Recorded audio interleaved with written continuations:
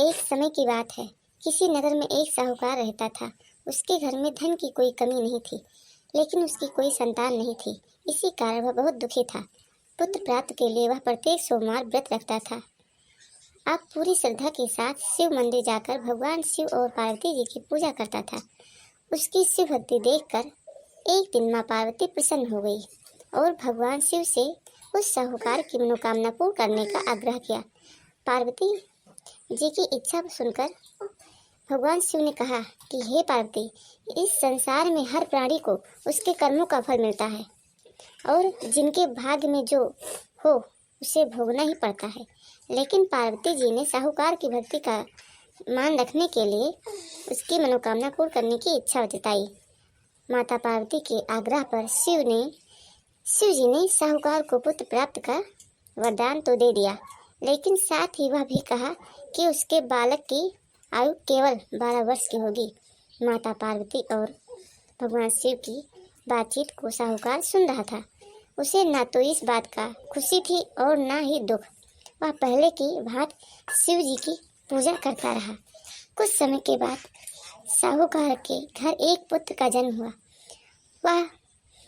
जब वह बालक 11 वर्ष का हुआ तो उसे पढ़ने के लिए काशी भेज दिया गया। साहूकार ने पुत्र के मामा को बुलाकर उसे बहुत सारा धन दिया और कहा कि तुम इस बालक को काशी विद्या प्राप्त के लिए ले जाओ और मार्ग में यज्ञ कराना। जहाँ भी यज्ञ कराओ वहाँ ब्राह्मण को भोजन कराते और दक्षिणा देते हुए जाना। दोनों मामा भांजे इसी तरह यज्ञ कराते और ब्राह्मणों को दान दक्षिणा देते काशी की ओर चल पड़े। रात में एक नगर पड़ा, जहाँ नगर के राजा की कन्या का विवाह था। लेकिन जिस राजकुमार से उसका विवाह होने वाला था वह एक आंखों से काना था। राजकुमार के पिता ने अपने पुत्र के काना होने के बात को छुपाने के लिए एक चाल सोची। साहूकार के पुत्र को देखकर उसके मन में एक विचार हुआ। उसने सोचा क्यों ना इस लड़के को दूल्हा बनाकर राजकुमारी से विवाह करा दें। विवाह के बाद इसको धन देकर विदा कर दूंगा और राजकुमारी को अपने नगर ले जाऊंगा। लड़के को दूल्हा के वस्त्र पहनाकर राजकुमारी से विवाह करा दिया गया। लेकिन साहूकार का पुत्र ईमानदार था। उसे यह बात न्याय संगत नहीं लगी। उसने अवसर पाकर राजकुमारी की चुनरी के पल्लू पर लिखा कि तुम्हारा विवाह तो मेरे साथ हुआ है, लेकिन जिस राजकुमार के संग तुम्हें भेजा जाएगा वह एक आंख से काना है। मैं तो काशी पढ़ने जा रहा हूँ। जब राजकुमारी ने चुनरी पर लिखी बातें पढ़ी तो उसने अपने माता पिता को यह बात बताई। राजा ने अपनी पुत्री को विदा नहीं किया, जिससे बारात वापस चली गई। दूसरी ओर साहूकार का लड़का और उसका मामा काशी पहुंचे और वहां जाकर उन्होंने यज्ञ किया। जिस दिन लड़के की आयु 12 साल की हुई उसी दिन यज्ञ रखा गया। लड़के ने अपने मामा से कहा कि मेरी तबीयत कुछ ठीक नहीं है। मामा ने कहा कि तुम अंदर जाकर सो जाओ।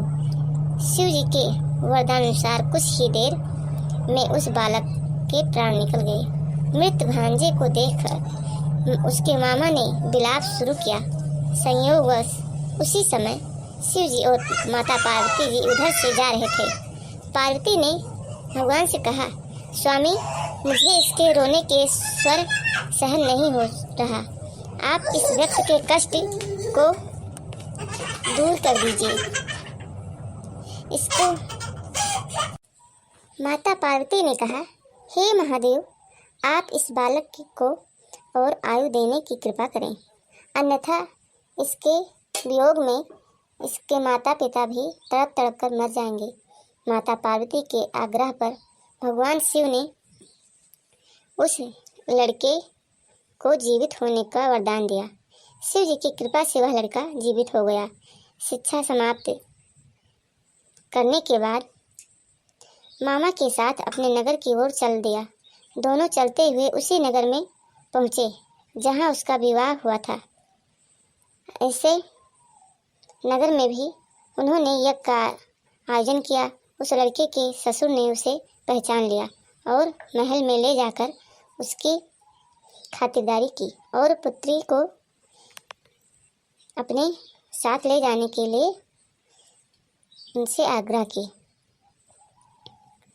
इधर साहूकार और उसकी पत्नी भूखे प्यासे रहकर बेटे की प्रतीक्षा कर रहे थे। उन्होंने प्रण कर रखा था कि यदि उन्हें अपने बेटे की मृत्यु का समाचार मिला तो वह भी प्राण त्याग दे, परंतु अपने बेटे के जीवित होने का समाचार पाकर वह बेहद प्रसन्न हुई। उसी रात भगवान शिव ने व्यापारी के रूप में स्वप्न में आकर कहा, हे श्रेष्ठी, मैंने तेरे सोमवार के व्रत करने और व्रत कथा सुनने से प्रसन्न होकर तेरे पुत्र को लंबी आयु प्रदान की है। इसी प्रकार जो कोई सोमवार व्रत करता है या कथा सुनता है और पढ़ता है, उसके सभी दुख दूर होते हैं और समस्त मनोकामना को पूर्ण करना मेरा जिम्मेदारी है। शिव जी की ऐसे वचन को सुनकर साहूकार बहुत खुशी हुए और दोनों प्रणाम करके चले गए।